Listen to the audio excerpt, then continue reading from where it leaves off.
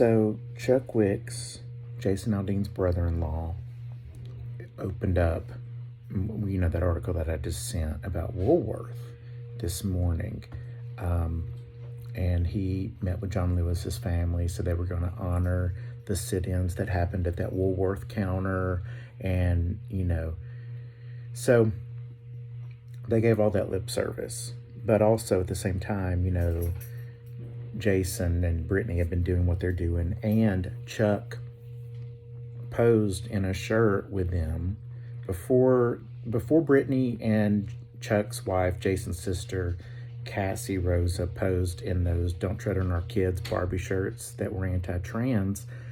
They posed last fall, about a year ago, in these shirts that said stuff like "Unsilent Majority," "We the People, This is Our Fucking Country," just, unapologetically conservative. And so at that time, I did reach out to Chuck and I said, hey, I need you to understand what unsilent majority means to somebody who is not a white or cishet straight man.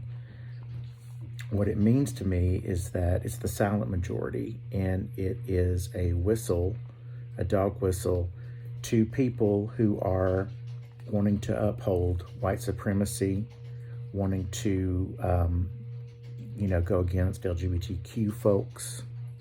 It is for the status quo of rolling back all of our rights. He said he didn't believe it was that way. He said that it was just like everybody needs to give their opinion. I was like, you're either lying to me or you're very naive. But I'm going to give you the benefit of the doubt. So then it just kept happening, and it's kept going on. So this whole thing with that camp has been happening for like a year now. So last night, at this Woolworth Theater, which is where the sit-ins happened during the civil rights movement here in Nashville. Okay, it's a very important place.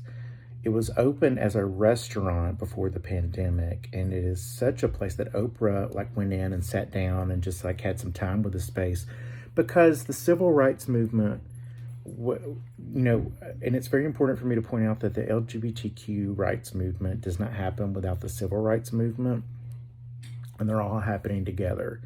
So any action toward coming back towards a civil rights movement, which right now it's all about voter suppression, still going on, and that's what John Lewis was fighting so hard for, a big thing that he was fighting for. So last night at the Woolworth Theater, now owned by Chuck Wicks, Jason Aldean's brother-in-law, Daily Wire, the company that moved to Nashville that employs Matt Walsh, who is leading the anti-trans movement against Vanderbilt here in Nashville, that has caused all the death threats against people working at Vanderbilt to provide just basic care, mental health care and resources to trans kids, death threats to them. Daily Wire hosted Candice Owens' new documentary calling George Floyd and Black Lives Matter a lie and a big fraud, to discredit any progress that was made as a result of George Floyd's murder and the Black Lives Matter movement. Last week, of course, Candice was in Paris wearing a White Lives Matter shirt with Kanye West. So Candice's documentary, produced by Daily Wire, very important to make that connection, premiered last night, and Kanye West was there with Ray J. And so the headlines today in the mainstream press are because Ray J and Kim Kardashian were on the sex tape together that launched Kim's career, and then Kanye was married to Kim Kardashian. Everybody's looking, it's like, oh my gosh, Ray J and Kanye were in the same room, and it's a whole thing.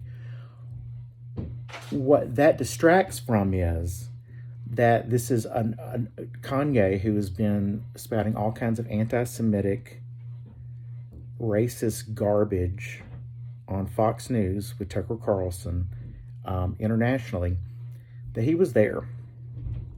Kanye was on the red carpet with Candice. Also in attendance, Kid Rock, who has doubled down on Twitter calling LGBTQ people faggots.